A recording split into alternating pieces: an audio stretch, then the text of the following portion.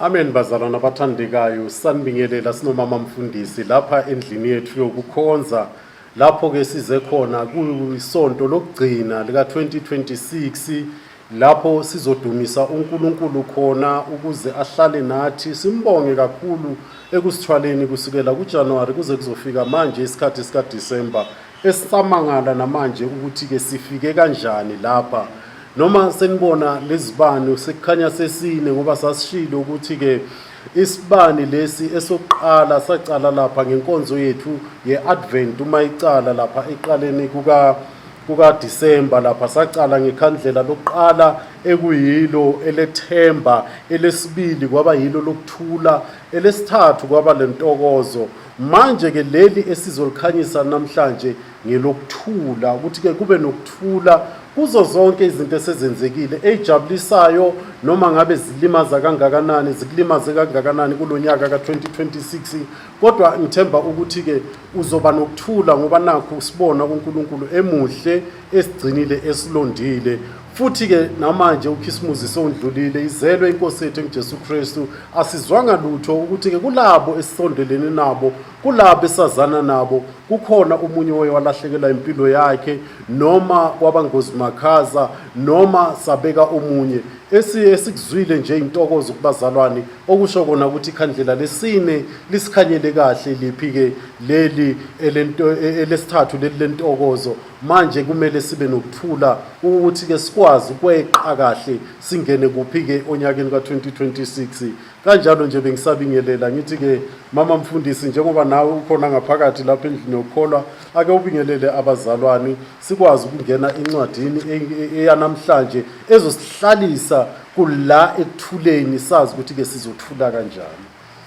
Amen. Ngiyabingelela bonke abazalwane emakhaya, ngiyabingelela kubantu bonke abasemakhaya abahleli banethezekile kungoDisemba kwisikhathi la sizalela khona inkosi enguJesu Kristu.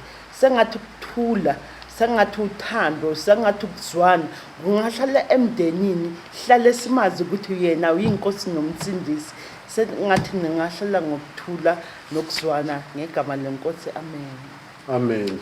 Angazi ke mama mfundisi njengoba ke uyabona ke kulabo njengoba ngisho ngithi kubo bonke nje esizwana nabo nesondelene nabo akekho noyedwa esizwe ukuthi ke kula izinsuku zamaholiday kube khona ukuba ngozi makhaza noma kuba khona ukuthize kuye okukhona nje kube intokozo. Ungathini kuleli khandlela lesine elesithathu leli sigcine silikhanyisa nabazalwane ekuyikhandlela lani lentokozo ukuthi ke intokozo evela kuNkulunkulu iyenza kanjani kubazalwane?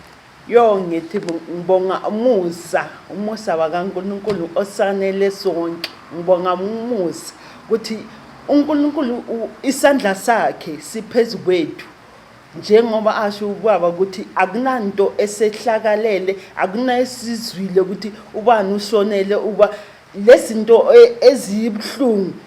uNkulunkulu usanomusa kithi masijabulele lokho ukuthi uNkulunkulu isandla sakhe siphezu kwethu. Sibonga lokho nje umusa kaNkulunkulu ukuthi uphezu kwethu. Amen. Siyabonga mama mfundisi. Namhlanje ikakhulukazi sizokhanyisa nali elesine ikhandlela njengoba nilibona nobona wonke ebekumele ngabe silikhanyise ngesonto elidlule. Niyabona wonke saqala ngaleli liphansi kweza ngelesibili ngelesithathu naku sikuleli lesine elokuthula ke namhlanje ukuthi ke kumele sibe nokuthula okudlula ukuqonda konke. Lokhu uPaul wakhuluma ngako wathi ke ake sibe nokuthula okudlula konke ukuqonda. Manje ngizothanda ukuthi ke sibheke incwadi yethu lapha incwadini yabaseKolose baseKolose 3 evesini lika 12 yona efundeka ngalendlela elandelayo.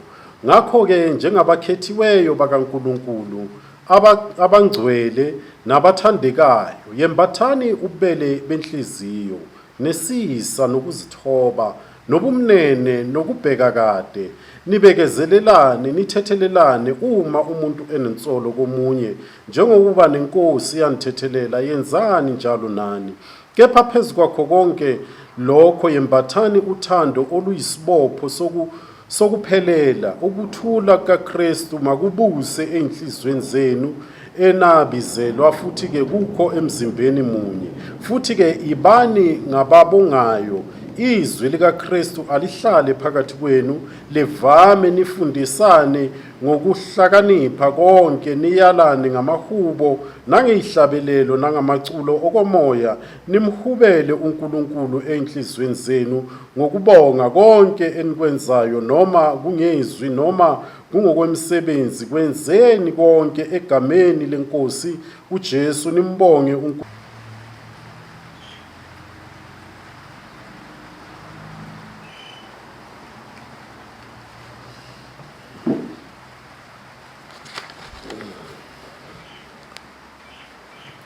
Amen. Bazalwana abathandekayo, sanibingelela sinomama mfundisi lapha endlini yethu yokukhonza, lapho ke size khona kuyisonto lokugcina lika 2026, lapho sizodumisa uNkulunkulu khona ukuze ahlale nathi. Simbonge kakhulu ekusithwaleni kusukela kuJanuwari kuze kuzofika manje isikhathi sika December, esamangala namanje ukuthi ke sifike kanjani lapha. Noma senibona lezibani sekukhanya sesine, ngoba sasishilo ukuthi ke isibani lesi esokuqala sacala lapha ngenkonzo yethu ye-Advent, uma icala lapha eqaleni kuka December, lapha sacala ngekhandlela lokuqala ekuyilo elethemba, elesibili kwaba yilo lokuthula, elesithathu kwaba lentokozo. Manje ke leli esizolikhanyisa namhlanje ngelokuthula, ukuthi ke kube nokuthula kuzo zonke izinto esezenzekile ejabulisayo, noma ngabe zilimaza kangakanani, zikulimaze kangakanani kulonyaka ka2026. Kodwa ngithemba ukuthi ke uzoba nokuthula, ngoba nakho usibona uNkulunkulu emuhle, esigcinile, esilondile. Futhi ke namanje uKhisimusi sondlulile, izelwe inkosi yethu uJesu Kristu, asizwanga lutho ukuthi ke kulabo esisondelene nabo, kulabo esazana nabo, kukhona umunye walahlekela impilo yakhe, noma kwabangozi makhaza, noma sabeka omunye. Esikuzwile nje intokozo kubazalwane, okusho kona ukuthi ikhandlela lesine lisikhanyele kahle liphi ke leli elesithathu leli lentokozo. Manje kumele sibe nokuthula ukuthi ke sikwazi ukweqa kahle singene kuphi ke onyakeni ka2026. Kanjalo nje bengisabingelela ngithi ke mama mfundisi, njengoba nawe ukhona ngaphakathi lapha endlini yokukholwa,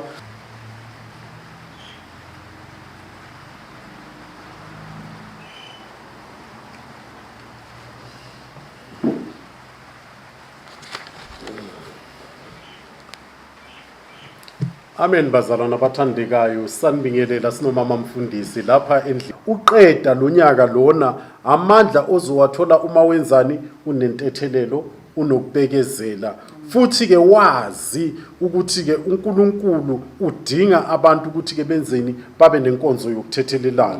Manje ke ngiyafisa nani bazalwane abathandekayo esikhonza nabo nalabo esingakhonzi nabo, nabo bonke, ngoba ke inkonzo into okuhlanganisa abantu ukuthi ke bafundise izwi, kodwa ke ubudlelwane ngobethu sonke, kungayi ngokuthi ke ukhonza kuliphi ibandla, kodwa ke uma uyizwa lenkulumo, yizwa ukuthi ke kudingeka ukuthi ke ube nani nakho ukuthethelela. Angazi mama mfundisi kulawa mazwi njengoba sengisho ukuthi ke lento yensolo, uma umuntu enensolo komunye, nento yokuthethelela, nento yokubekezela, ungathini nje ufakaze kuleli lizwi elisho ngumpostoli Paul namhlanje, ukhuthaze nalabazalwane abazokwenza ama-resolutions ukuthi ke benze kanjani uma sesiya lapha ku-2026.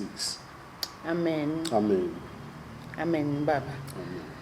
Incwadi ayivulayo baba ithi, ngakho ke njengabakhethiweyo, sikhethiwe bazalwane, uNkulunkulu wasithanda, wasikhetha singaba kaNkulunkulu, njengoba incwadi isho ukuthi esikhethiweyo, iyasho ithi sibekezelelane, sithethelele.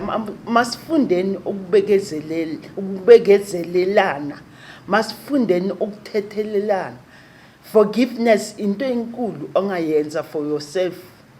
Forgiveness into enkulu ongazenzela wena, ungayenzeli lo muntu okuzwisa ubuhlungu, zenzele wena kuze uzoba nokuthula. Angithi sifuna lokuthula. Mawufuna ukuthula, ndlulisa, thethelela. ungandlulisi thethelela usale uclear ube right ukhona ukuthethelela ukhona ukuthatha izinto ezintsha zingene la kuwe. Ngithanda lapha ku verse 14 ithi kepha phezu kwakho konke yembathani uthando. Uthando lofuneka mawunganalo uthando angeke ukhona ukubekezela, manganalo uthando ngeke ukhona ukuxolela, manganalo uthando ngeke ukhona ukuyenza nepeace. Kufuneka uthando ukuqala ukuthi ube unothando olungakanani. Kunemculo oshoyo ukuthi inkosi isipha uthando olukhulu wena ubuyisa ini inkosi mayisiphe lo thando. Masibe nothando sizokhona ukuthola ipeace, sikhona ukuthethelela, sibe nokuthula. Kukho konke lokho sisaya ku-2026 masingeneni ngamandla, si forgive, sibe nothando, sibe nepeace ngaphakathi, ukuthula nje. Mawunokuthula unakho konke, ukhona ukuthatha izinto ezintsha ozifisayo kulo nyaka wa-2026 ukuthi inkosi kuphezona ukhona ukuqhubeka ngazo uye phambili. Ngenkosi enamandla ngiyabonga. Sengathi singangena kahle ku-2026 inkosi ibe nani, umbize emini nasebusuku, akozeli akalali, uhlala khona. Uyazi ukuthi inkosi yona ihlala khona, umbize ebusuku nasemini. Inkosi inamandla izosisiza kukho konke esihlangabezana nakho. Sengathi inkosi ingangena nawe ku-2026 bonke nje singene sonke ngamandla wakaJehova. Ngiyabonga. Amen. Ngiyakuzwa ke mama mfundisi, usabonga lapho ke. Kodwa ngishaya igama leli olushoyo lapha ku verse 14 elisho ukuthi ke phezu kwakho konke lokho yembathani uthando.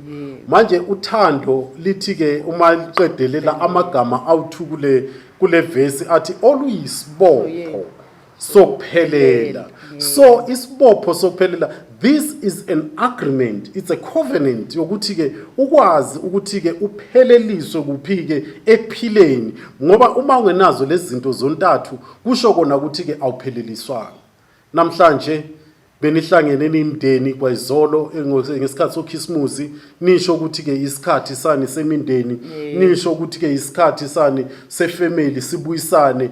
Kodwa ke ngiyazi ukuthi kukhona abanye ababe ngaphezulu kwabanye abantu, kukhona abanye bazibone ngathi bangcono kunabanye abantu, kukhona abanye bavele bacabangile ukuthi ke bona ke vele ngoba benganayo inhlanhla ewena ube nayo eseza nakubo ngelinye lamalanga inhlanhla. Kodwa ke wena wangaba nokuthula phezukwabo, abanye baba nezinsolo kuwe, namanje usabambe igqubu awubathethelelanga, kodwa bowuhlezi nabo usho ukuthi ke isikhathi somndeni. Kodwa kusho kona ukuthi ke lapho bowuhleli khona ungenzanga lezinto, lento yokubekezela, lento yokuthethelela, nalento yokuthi ke uma omunye ebenensolo kumunye nabuyisana. Kusho kona ukuthi ke besihlanganele ini izeleze. Kudingeka ukuthi ke uma ungumuntu upheleliswe, ngoba kusho yona incwadi lithi ke uthando oluyisibopho. Lelo thando oluyi-covenant yani yokuthi ke umndeni uma uzwana, inkonzo mayizwana, umphakathi mawuzwana, izwe malizwana, ngabe asinazo zonke lezi zinkinga esibhekene nazo manje. Kodwa ngenxa yani yentethelelo esayifundisa umongameli omunye wokuqala kwabalelizwe wathi ke kube nani ne-reconciliation. Kodwa ke ukhona ukubona namanje ukuthi ke i-reconciliation isengikabi khona ngaphakathi kwabezizwe abakhona kuleli lizwe. Kodwa ke ngithanda ukuthi ke wena ke intethelelo iqala kuwe as umama mfundisi ashilo ukuthi ke lento ayiqale kuwe, ukwazi ukuthi ke iphume kuwe, ukuthi ke bathi uzokwazi ukuthi ke wenzani, abanye babukele kuwe ukuthi ke noma sebemenze okubhlungu kangaka, kodwa ke usahambisana nalaba bantu, usazwana nalaba bantu, usahlezi nomndeni wakhe, usumgqilaze kangaka, engumakoti emzini bamgqilaze kangaka, kodwa usakwazi ukuthi ke enzeni, abuyisane nomamazala wakhe, abuyisane nendoda yakhe, abuyisane nonkosikazi wakhe, kanjalo nabantwana kanye nomphakathi sebemdelele kangaka emphakathini abantu. kodwa ke akwazi ukuthi ke abuyisane nani nabo bonke. Into leyo iqala kwimviselelo, bathi iculo labadala bathi le mvuselelo ayiqale kimi before ngizokwazi ukuthi ke ngikwazi ukuthethelela abanye, because it's for your own good ukuthi ke le covenant onayo noNkulunkulu ikwazi ukuthi ke uphelelise uNkulunkulu ukuthi wena ufuna ukuthethelelwa nje ubathethelele yini abanye. Yingakho ngithi ke ake sihlaleni kule ncwadi uyifunde nje nawe lapha ekhaya, izokwazi ukuthi ke nasowenza resolution yakho ke, ngoba siyayikhohlisa nalama resolution esisiyawenza ke eqaleni konyaka uthi uFebruary uyafika March seyiphelile resolution ngenxa yani yeyikhubekiso ezidinga ukuthi ke sizibekezelele. After kuzibekelela bese senzani, siyathethelela. Sengathi ke uNkulunkulu omusa angaba nani kulo 2025 usuphela ningena na ku 2026 sibuye futhi ke sihlangane lapha ke, njengoba nazi ukuthi ke siyohlangana lapha ke eholweni lapha ke Mabopane indoor lapha eOD Stadium, kulapho siyohlangana khona, lapho siyobungaza khona ukubuyisana noNkulunkulu, siyobuyisana noNkulunkulu kahle kahle lapha ke. Ngokuba esikhathini esiningi uthi ke lapha ke encwadini kaJoel uthi bethani icilongo nizokwazi ukuthi nosekamelweni aphume nomakoti aphume emgonqweni wakhe, nibize umhlangano ukuze nizokwazi ukuthi ke nikhale phambi kwealtar kaJehova, nithi ke Jehova hawukela abantu bakho. Siyadinga ke ukuthi ke siyenze leyo nkonzo leyo ngomhla ka angazi ke ngomhla ka 18 January sizabe silapha lapha eOD Stadium 2026 ilona loyo, njengoba nizibona izibani siziphethe, na ungeza nesakho isibani uze uzokhanyisa. Ngazi ke kukhona okusalayo lapho mama mfundisi ku 2026 lapha ke sohlangana lapha eOD Stadium. Ngithi bazalwane masihlanganeni eOD Stadium nge-18 zaka January. Elokugcina nje ngithi lapha ku-15 ukuthula kukaKristu makubuse enhlizweni zenu, makubuse ukuthula, makuhlala ukuthula nje kubuse kona ukuthi uzokhona ukuwela ngale ku-2026 sohlangana nge-18 January. Ukuthula makube nani bazalwane, siyanithanda bazalwane, uNkulunkulu anibusise. Nisazilungiselela 2026 nalo cricket nawuqhuma nengqondo ayiqhume, sikwazi ukuthi ke singene kahle ke kuphike onyakeni ka 2026. Happy New Year. Happy New Year.